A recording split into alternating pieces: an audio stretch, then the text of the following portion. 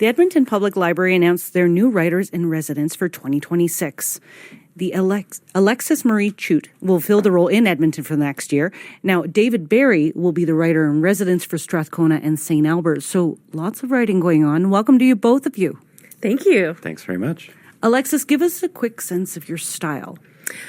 Oh, what I'm wearing right now? Or you mean my writing style? Writing style. So I love writing nonfiction work, but I'm also super into fantasy and history. My last few books have been about our local history and ecology.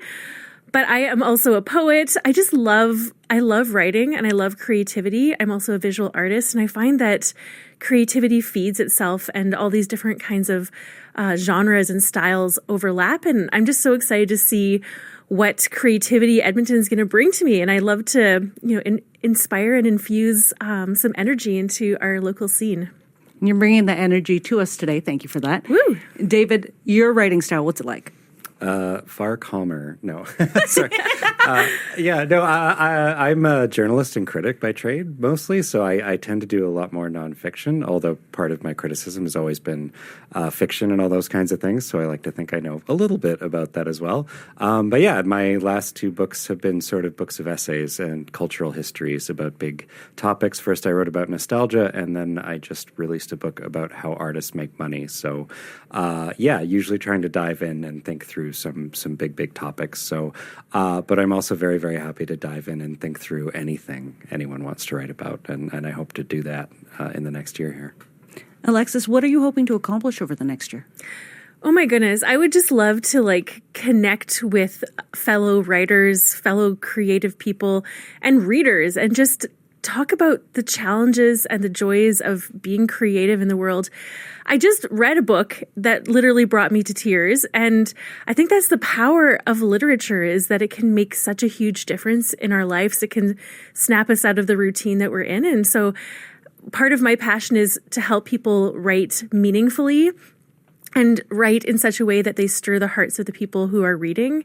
And I think that art in all of its forms is an amazing tool to be able to do that. And so I hope to, bring some fresh perspectives and some creativity into all my interactions with people in this position. You talk about that idea of stirring the heart. Now, you do have a program called Writing That Stirs the Heart. In a nutshell, how are you bringing that out in people? Well, I think that everybody has a story. I remember when I was a young writer and I was writing my memoir, which was about one of my children that passed away. And this woman approached me and she didn't know my story, but she said, "Oh, you're writing a memoir? You're so young. What do you have to possibly write about?" And I think that on the outside, we can't always tell the journeys that people have been through. But I love that this opportunity to actually give validity to each person's story and help people tell it in a meaningful way. Because while our stories are unique to us, they're also universal, and we can help and make an impact with other people by sharing our stories. Have you found those seeds of universality between other people's stories and your own? And has it helped you kind of process everything that you've been through? Absolutely. I think that writing my memoir about loss, it wasn't necessarily therapeutic, but I needed to get it out there. But it was really the response once my memoir was out in the world that was wildly healing. People from all around the world got in touch and they said, I've been through what you've been through, and your story helped me to feel less alone. And it encouraged other people to write and to share their stories. So I think that being open and vulnerable, it is a powerful thing that we artists, we writers have this gift. And when we are vulnerable with it, I think amazing things can happen, and amazing connections and healing and growth can happen. David, you've been looking at that vulnerability in a different way, especially as a journalist. You almost need to put on a different type of hat. So how do you dig into that when you're doing some of your essay writing and the workshops that you do?